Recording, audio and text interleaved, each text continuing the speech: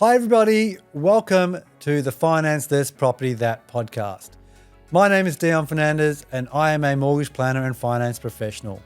My goal is to empower financial legacies for generations, and I look to do this by using my over 13 years experience in finance and having special guest speakers like financial planners, accountants, buyer's agents, family lawyers who are experts in their field to provide knowledge and free education. And without further ado, let's get into our episode today. Hey everybody, welcome to today's episode of Finance This Property That.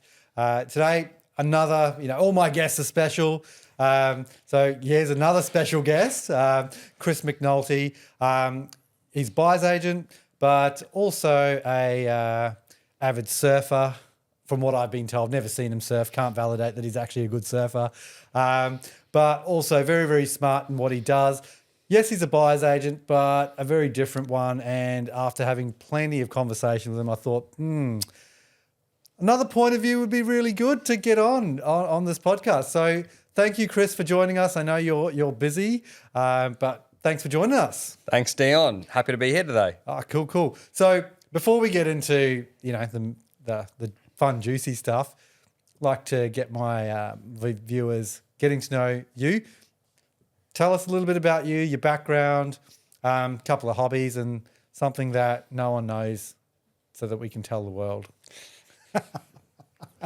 Well, I'm actually not that good a surfer. I'm okay, but not that good. So whoever's told you I was a great surfer is lying. I just made it up.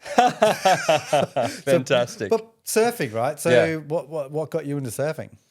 What got me into surfing was I was young, like maybe 14, 15, and some of my friends were doing it and it looked super cool and I wanted to sort of be like them, and I realized that it's a really, really difficult sport. Where's your local spot? Or can't you give that? Is that like a surfing secret? Look, my local spot at the moment is probably at the Currimundi Lake up at the Sunshine Coast.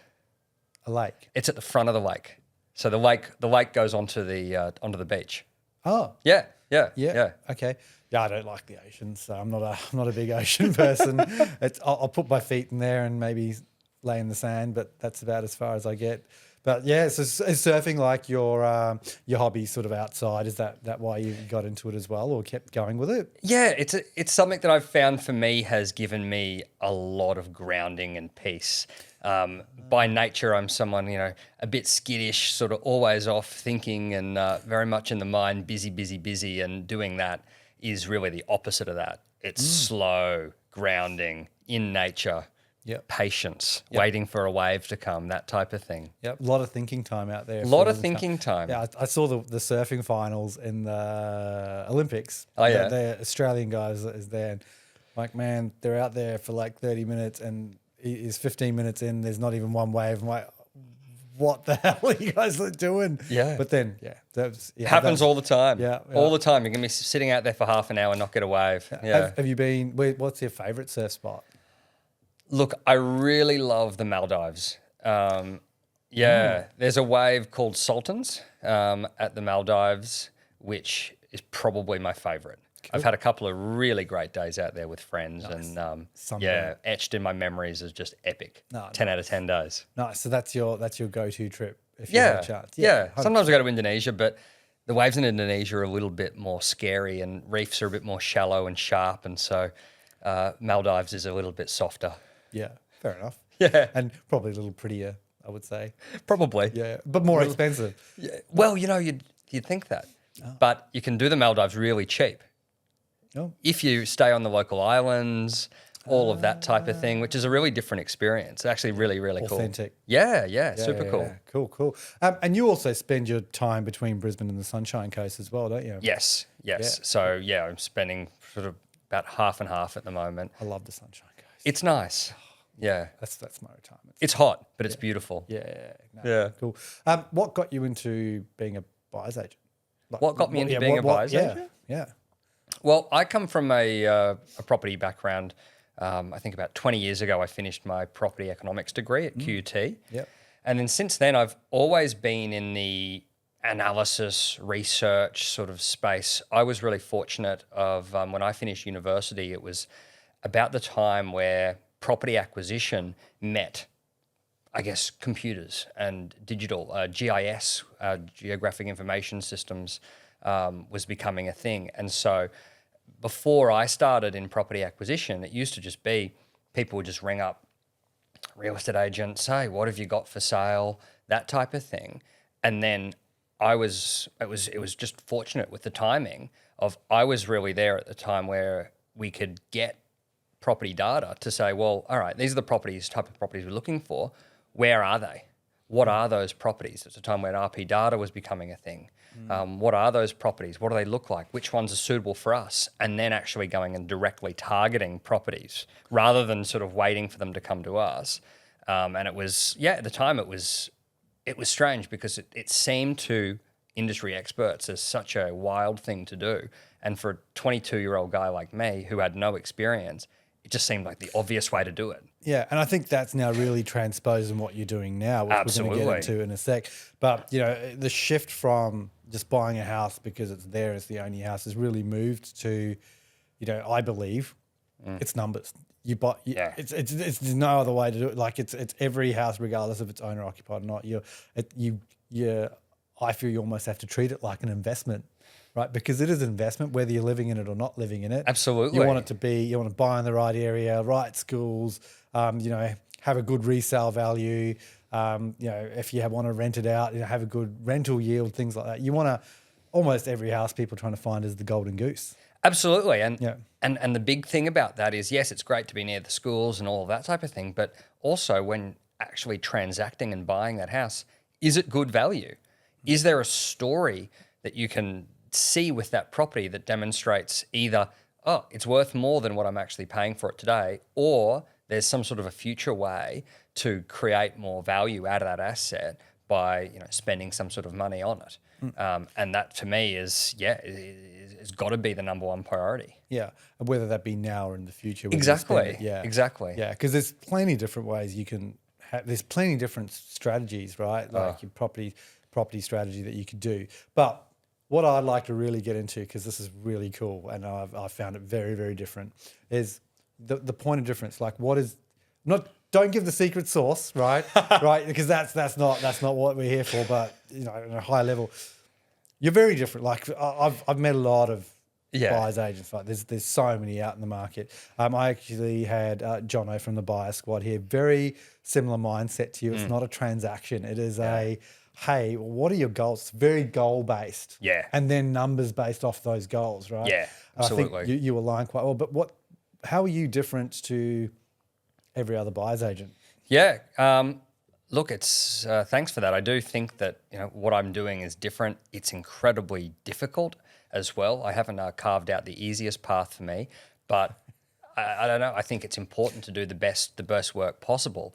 So how I do things differently is as a buyer's agent, and I'm reluctant to even call myself that because when I think of a buyer's agent, and there's so many great buyer's agents out there, but when I think of one, I think of, hey, I want to buy a 4-bedroom house in Wooloowin or Kedron or Lutwyche, those sort of areas. Can you find it? And if somebody came along to me and asked me that, I would say, nah, look, that's not my jam. I don't do that sort of thing. You'd be better off finding somebody else to do that. And a couple of reasons why.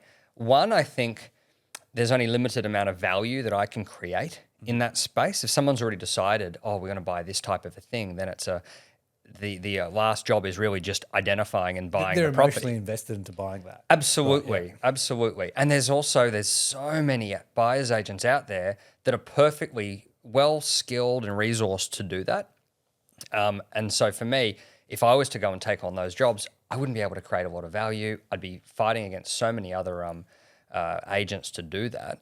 And I feel like when that's the case, there ends up being, there's so much competition to get jobs, then as an agent, there needs to be a lot of energy spent on acquiring the clients because there's only limited point of difference, kind of doing the same thing. Whereas for me, it was like, hey, I've got to do something different here. And so I only do investment properties. Yep. There's very few owner-occupier stuff, but the owner-occupier I do is all value add, and it's investment really. They just happen to be using their principal place of residence to do it. Yeah, or they just need something in between Yeah. get them to their next property. Yeah, absolutely. And so, the business does essentially three things. It identifies, or it starts by doing a lot of research to determine, well, what actually are the best investment strategies out there at the moment that the market may be overlooking, or the potential for some value that's being missed. The second thing is then creating unique criteria to determine, well, if we find those types of properties that match those strategies, what actually makes them good? What would determine that being a good property? Yep. And then third is actually going out, identifying them, finding them, and buying them for our clients. Yeah. And I think, I don't know, you can tell me I'm wrong, but you're not really in that off-market space either, are you? Well, not so much. Like, it's not majority. I don't sort of preach that my big selling point is I'll find you an off-market property. Yeah. We certainly do. We transact probably half off-market, half on-market. Yeah. And for me, it's all about the value of the property. It's not about, is this on-market or off-market? It's much more about, well, where is that intrinsic value in the property, and whether it's on-market or off doesn't make any difference to me. Yeah, yeah. And I think that's where you gain, it's that guidance that you probably give most of your clients based on what they're actually looking to do. And you're like me, like, I'm not for everyone either. No. Right? Like, I don't need to see everyone.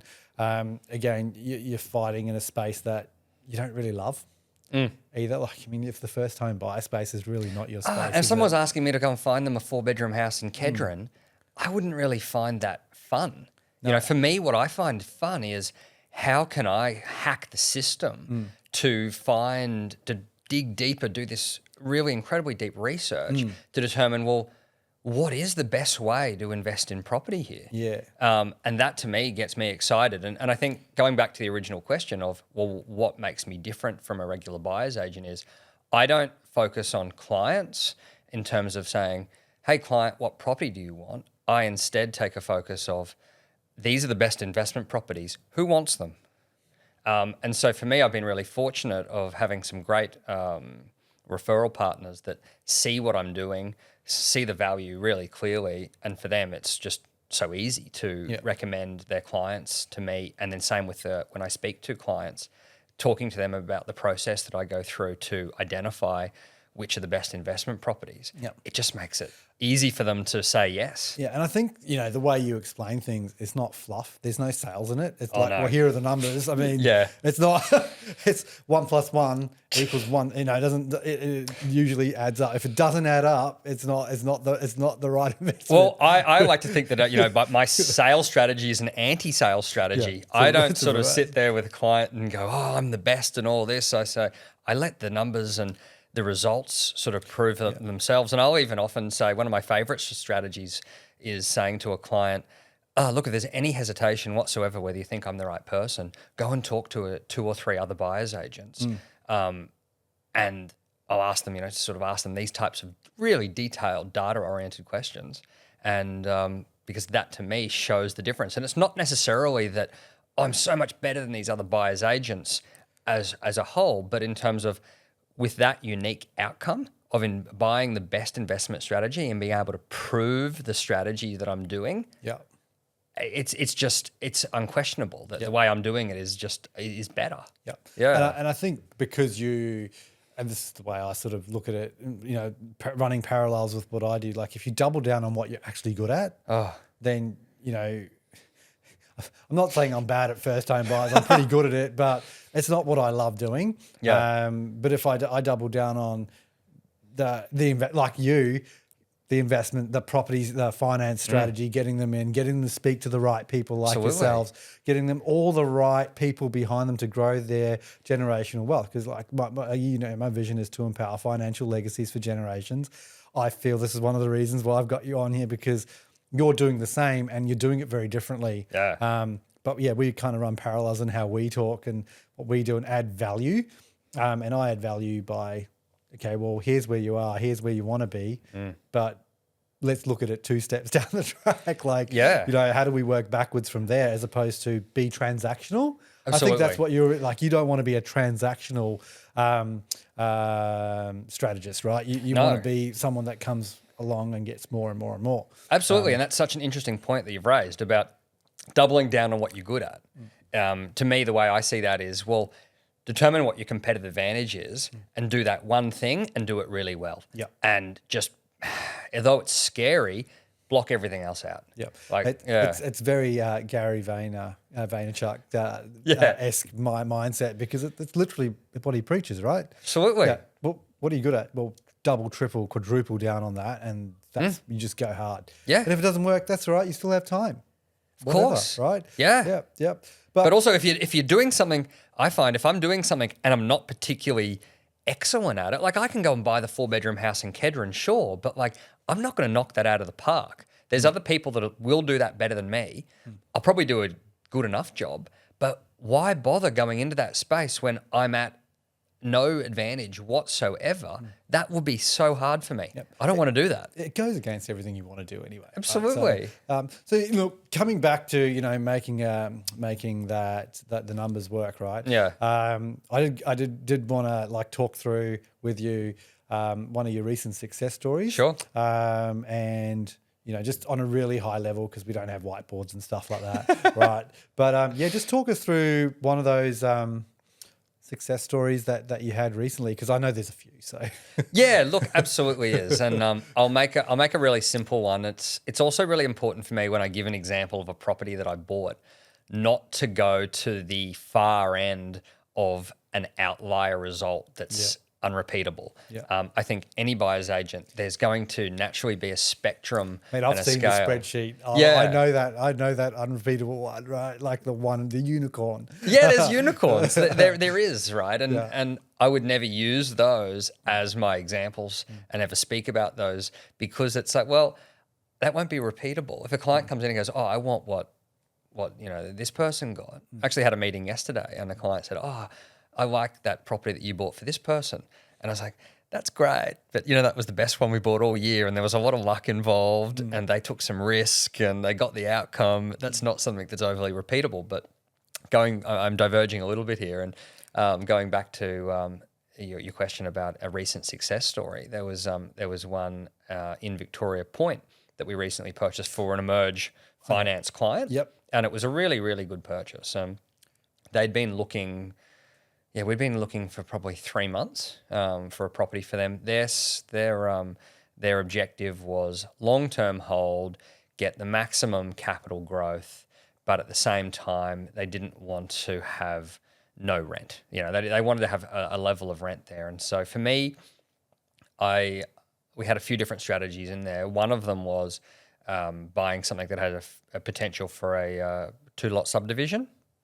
And before I go into detail on that, I just want to say that those strategies are common, of people go, oh, I want to buy something that's got development potential, whatever. How I really differ is digging into the numbers and determining that that's a good property to buy. 95% of properties that have got subdivision potential or whatever development potential that people buy, I scratch my head and go, how did you justify the purchase? Well, if you in my head, I'm going, well, if it had so much potential, why didn't the current owner do it themselves? Sure. Well, that's the other way to look at it. Go, well, either that because they may not have the money, but and then you're always paying for the uplift on it anyway. And you're paying for the uplift on it, and if you're paying for the uplift and there's not actually any real underlying value or sufficient underlying value to the future development potential, then it ultimately is just a speculation strategy where you're working off the greater fool theory. And so you go, oh, I bought this, it's got development potential, this is a good property. It's like, is it? Yeah. Is it? Yeah. Is it? Yeah.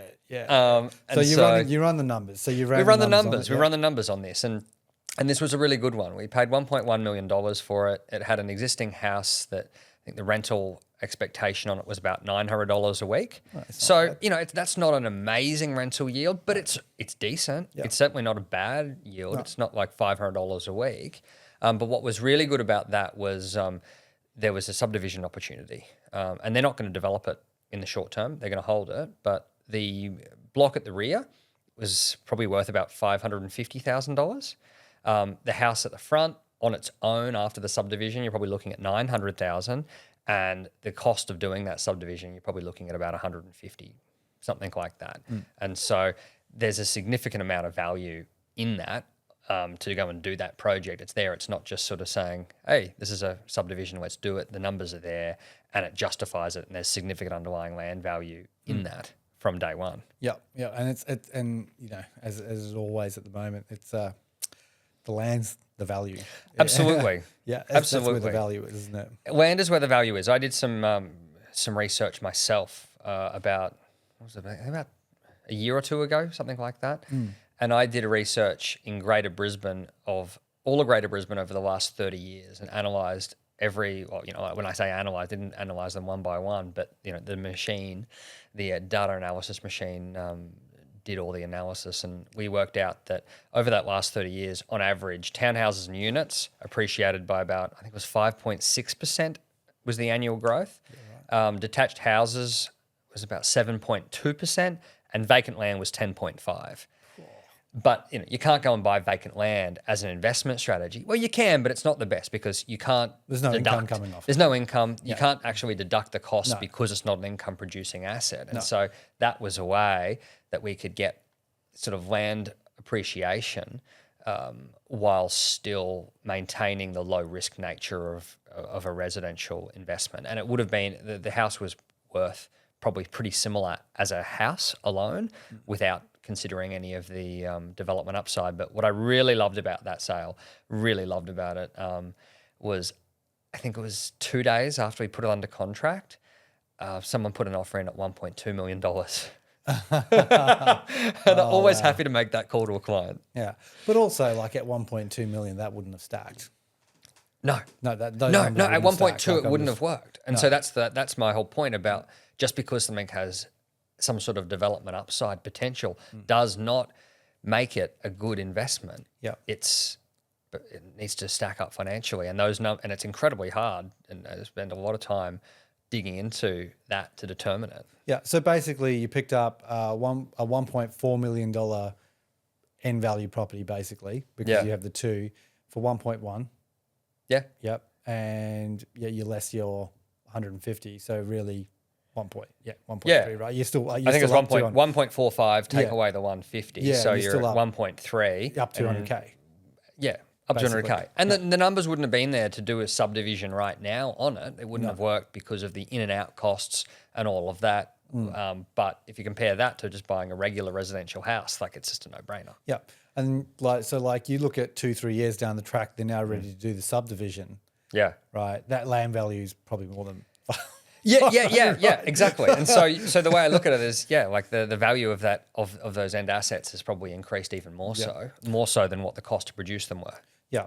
And okay, so let's say we subdivided that block of land. What do you do with the land? Are you going to put a house? Like, would you look at putting a house on it, or would you sell the land? Is that the? I think you do the thing that's the smartest at the time. Yeah, right. And I say to clients, don't have a time frame of saying, we'll have to do this in 10 years. Don't have a super specific end way that you're going to finish the project. It may be smarter to sell it to the next fool that comes along, that someone that goes, that's worth $1.3 million. And you go, well, we're getting all out of our development profit out of it. One of my clients actually sold a house. It was the vacant land was going to be, I think, $650 each, so $1.3 million. He'd already had his approval, so the cost of doing the subdivision was about $100,000, so $1.2 million. Someone came along and offered him 1.25, and you say, well, take it.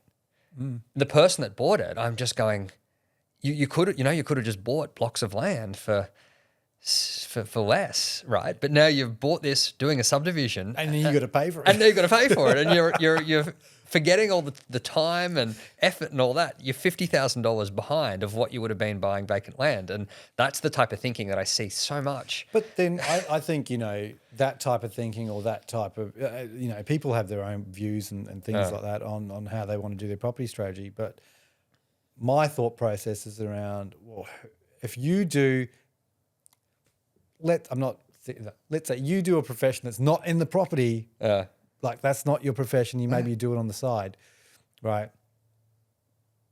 Who's giving you the advice to do that, right? Like at the end of the day, a lot of people go to a cardiologist to get the heart advice, right? Like they're the specialist. what's the difference between going, like, I don't know, I don't get it. I don't get the mentality behind that. I've got to pay for someone to do that. Yeah, because that's what they do day in, day out, right? Yeah, And it's interesting. I rarely have that issue. I rarely have that issue with clients of saying, oh, your fee is so high or something like that. Because when I explain the process that we do and how detailed that research is and what we look at, people just go, it's clear to them. They go, I couldn't do that. Yeah. I'm not going to do that. And so I can't think of, I rarely have any pushback on fees or anything like that because the value proposition is so clear. Yeah. And this is the other thing, right? Like as a broker, I mean, it's I don't charge fees at all, right? Yeah. But the amount of work I do, like I've been told by many people, like you should be charging something for that. And I just go, well, I can, but then what am I like? I just want to do the best for everyone. There'll be certain things like if you'd want to do a development finance sort of stuff, that's a lot of time, right? But to hire, like, I mean, you're getting an expert in their field. It's that opportunity cost, that time that you don't have to spend trying to research something that you're not even good at. Well, that you don't understand at all. Yeah. It's not even, you're not even good at. Like there's a gigantic understanding gap. And one of the big, I don't know what you call this, but like I'll call it a thing. The big things that I focus on in the business and what I explain to clients before they come on is I go, well, the properties I buy are more complex than a regular house or a unit. And that creates a tremendous amount of opportunity. And I'll explain that so complexity equals opportunity in the way of if a property is, imagine you've got a really simple property in New Farm, you've got a block of 15 apartments, all 2-bedroom. They're all more or less the same. One's recently sold in the building, one sold last year. You're going to have a pretty clear idea on what the value of that apartment's going to be. Yep. But then you pull out some highly complex property that there's no direct comparable sales for. There's different competing value drivers for it. The potential value that someone could see in that is so broad. It's so broad of what the top price or what the low price of those could be. And so the big focus of the business is those complex properties, and then knowing the valuation, understanding how to value them, what actually justifies their value, and then picking off the ones that just the law of statistics would be the ones that represent the highest value, lowest price. And that's really all we do. Talk about the secret sauce. That's kind of it. Yeah. A little bit hard to get to figure that out and learn that and know how to do it, but that's really it. Yeah. But it's funny, like if it was so easy, everyone would be doing it. Sure, right? and it's the like whole thing. the behind it, the research behind it is highly complex, and being able to say yes, this property is definitively worth this amount of money takes, I guess, some guts. If you're only comparing apples with oranges and pears, it's kind of it can be a bit scary to say this is what this apple's worth. Yeah, but I think that's where the value is. Sure, like that's the we'll go back to my first question. What is your point of difference? And that's literally. That's the definition of your point of difference, right? You see value where others probably won't see value. Well, yeah, and I think as well, as a buyer's agent, I think one thing I'd really love to see. You're not a buyer's agent. No, look, sure, yes. What I'd love to see in the industry more is more focus on valuation. I'd love to see buyer's agents become real property valuation experts, because I think that's where they can really create and provide value to their clients, is understanding value so quickly and so definitively, and being able to go, this one's undervalued because of this and this and this. Yep. And then being that's good, but then they also have to explain that to a client, right? And get that. I think that's where you can do, because you've been in the game for a while, right? Yeah. Someone that's brand new to the industry, I don't think would have that guy. So I think when they're brand new, it's quite transactional. Yeah, and I think with one of the big points of difference of how I actually interact with my clients when it comes time to looking at a property, I think there's a bit of people send a property off and say, hey, what do you think, to the client? And I never do that. I always have the property, we do the research, we back it up, all of our assumptions with research that shows, yes, our assumptions are correct, and sort of say it off to the client of, hey, here's the answer. Yeah. What do you think? That doesn't give much leeway, and it's not like trapping them. It's just hey, here's the actual answer. There's not necessarily a lot of room for thought and opinion because you've signed up wanting a certain financial outcome. Here's a property that's showing the financial outcome you wanted, and here's all the research to justify that all the numbers we're using here are correct. Is there any reason you wouldn't buy this? Yeah. And based on what you told me, there shouldn't be a reason. Exactly, why you buy, right? exactly. Like And that's what makes the business successful. Is it's almost like, I mean, if I use the term conveyor belt, it sounds really a bit tacky, but it's sort of like clients will come in and say, well, which property type do you want? A, B, C, or D? And they go, maybe either B or D might, work out for them. We go, cool, okay. And then our acquisition systems are out there to sort of go, right, let's identify as many of these A, B, C, and D type properties. And then it's like, okay, here's one come up. Oh, that one works for a B. Oh, hang on, we've got that client there. Let's get them onto that one. Hey guys, look at this property. Look how good it is. They go, wow, that's amazing. Perfect. Buy that property. Off we go. And so that's really shows that the property-centric approach of if we focus on identifying and buying the best properties, the clients naturally come. Yep. And it's not hard to convince them. I don't have to say, oh, wow, I just tell them the facts. Yeah, and that's it. And this is why I think, like someone like Jem that sits right next to you. Yeah, it's my analyst in the office. He's just going to be like when he goes and does his thing, because that's naturally going to happen. Or, sure. He'll start doing his own within Lucid Properties. He'll start doing that stuff. But he's just going to be so much more knowledgeable. Yeah. He's really going to have a point of difference, and because he's listening to how you talk to clients and what the research needs to be done. He's actually doing the valuation side of things. Absolutely. Right up front, and understanding where there is value versus where there's no value, or it's probably not the right strategy. Absolutely. And learning about property analysis and understanding property in the first instance rather than how to deal with clients. Yeah. The dealing with clients thing, there's definitely a skill to it. But like if you don't know the property stuff, then it's like it's kind of useless to be able to know how to deal with clients. Because they're coming to you for property and then you just deal with that, right? Yeah, exactly. Just be nice and be good at what you do, and then it speaks volumes. And make sure that the team around is good. Yeah. I think, and coming back to that, like your clients, generally will have some pretty good, to do what you want to do, for your clients to do what they want to do at a scale, right? They need to actually have really good financial structures and stuff like that as well. Obviously be able to afford it. They can't just go buy one and then retire and then, it's a long-term game. Absolutely. Well, you can unless, but. Sure, But, the same with the rooming house stuff that I do, it's you've got to be so strategic about it. You can't just go, I want to buy that property. Yeah. I'm just going to buy it, and then you miss out.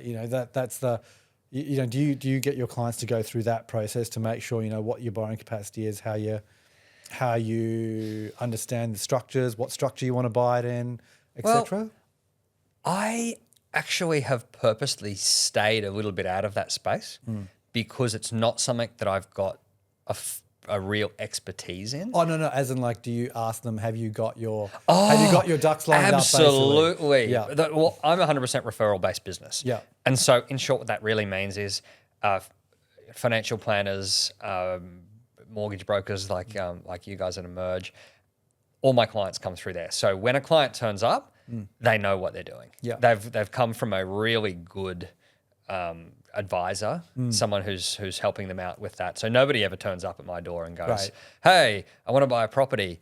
What next? Yeah. Everyone turns up with, yep, I've been told I can borrow this amount of money. There needs to be a focus on, this. I need this sort of a income to justify a purchase, that type of thing. Yeah. Let's go. And I'm really fortunate in that way that that clients come prepared. Yeah. Yeah. Well, that's half your battle done, right? Because Absolutely. I think, versus the first home buyer, he's like, I don't really know how much I can borrow. Yeah. Like I want to buy an $800,000 house. I need to determine that, like, once you get close to purchasing it, that they only have $600,000. No budget. That wouldn't be fun. No. And again, someone comes to see you when they're actually like in that journey, right? Or they actually have the money to do it. Well, and it's about making my value proposition so clear that when I'm speaking to the referral partners, they know exactly what I do, how I do it, the type of clients that's going to work for.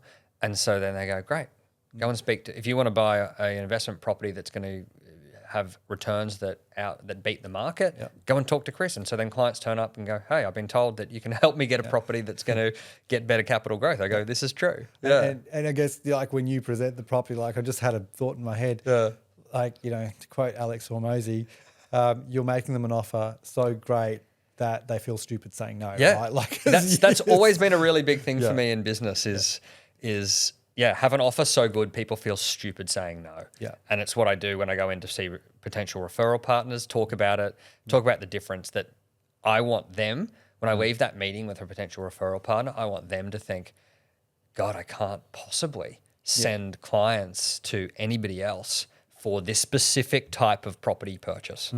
It would just specific be strategy. That exactly. And that's what I meant. Yeah, for strategy, that type of property.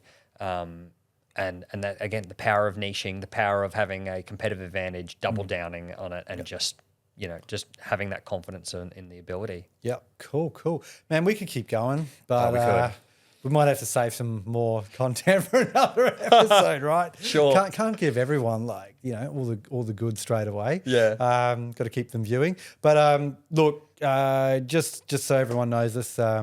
Conversation and the information here is very general in nature. Doesn't take into account your personal situation. If you do want more information, go directly to Chris or myself for any finance stuff. But again, consult accountants, financial planners, or anyone in their profession to get you the advice based on your situation.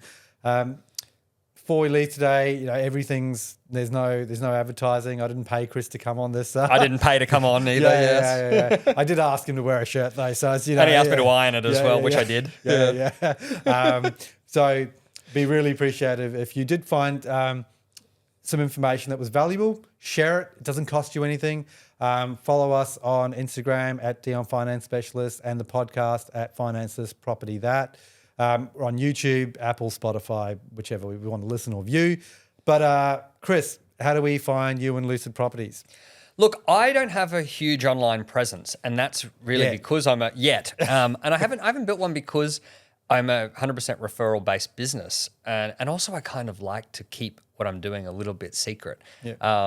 I don't really want to go out there to the world and say, hey, this is exactly what I'm doing. I think there's something cool about having the trust of what I'm doing is great. Full secret squirrel. A little bit, yeah. But look, the best way to find me is through the website, which is www.lucidpi.com. Sweet. And then his number's on there.